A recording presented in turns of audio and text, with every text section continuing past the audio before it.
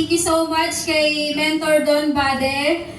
Ayan, thank you so much sa ating mga OB Councils and sa lahat ng ating mentors. And ayan, i-share ko lang sa inyo. Thank you so much kasi, ayan, nagsipag, di ba? So ngayon, naging top 1 ang ating community. Yes! So, i-share ko po sa inyo yung ginawa kong hataw nung April. So, actually po talaga, ang ginawa ko lang is, kumbaga, minamaximize natin yung done deal, tsaka yung speed lane. So, ang dami ko nung VIP na paano tayo na pa-push sa mga members natin. Kasi kung ang ginagawa ko po talaga, bago ko isabak sa speed lane, ina-advance ko na siya kay mentor na ipakausap pagkatapos niya po mapanood yung module 2. So yun po yung ginagawa ko, tsaka pinapollow up ko po siya lagi.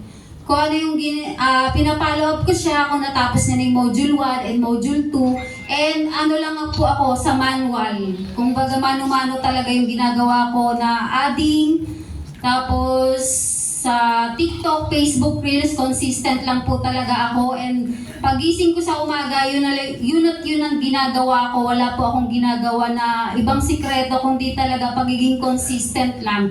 And yun, nagbunga po talaga yung ginagawa ko na pagsisipag. Kasi yun, pag hindi ko po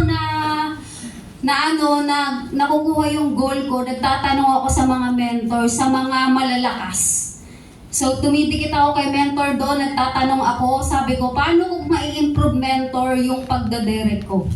So, last month, nagbunga ngayon na, di ba, ang dami nating direct din last month. Ay, ngayong buwan pala. Pero nung last month din, is nung hindi ko din alam yung mga gagawin ko, nagtatanong talaga ako dumidikit din ako sa mga malalakas. Sa mga mentors natin, yun po yung ginagawa ko. And ginagawa ko naman pong paghahataw sa direct ko nung nakaraan is sa Facebook, My Day. Ang ginagawa ko noon, massive na lang. Lahat po nang nag-send dyan, message ko talaga sila isa-isa.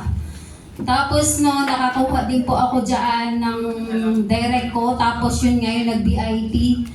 Tapos, isang bagsakan lang ng BIP. Kasi naiintindihan na yung system natin kung gaano kaganda. Yes. And pinaano ko na din kay Mentor Grace. Thank you so much kasi siya talaga yung nagpupush din sa akin na kumbaga pinapakausap ko na sa kanya bago pa talaga dumating yung speed lane natin. Kumbaga advance lang talaga ako mag-isip. yun ang ginagawa ko. Tapos, yung sa ng mga directs, is yun lang ang ginagawa kong pagsisipag talaga. Pagsisipag everyday, sa everyday kong ginagawa. And kapag yun nga, hindi ko alam, tanong lang ako ng tanong, makulit lang din talaga ako na para talaga magbunga lahat ng pagsisikap. Tsaka kung right now, di ba, ka din sa sarili mo ngayon na parang imposible, di ba, na magkaroon ka din ng mga direct, VIP, sipagan mo lang.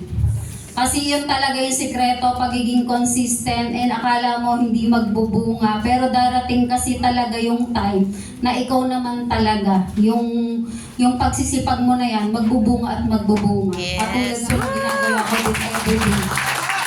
Kasi yun nga, sa the past, previous din, nagkaroon tayo ng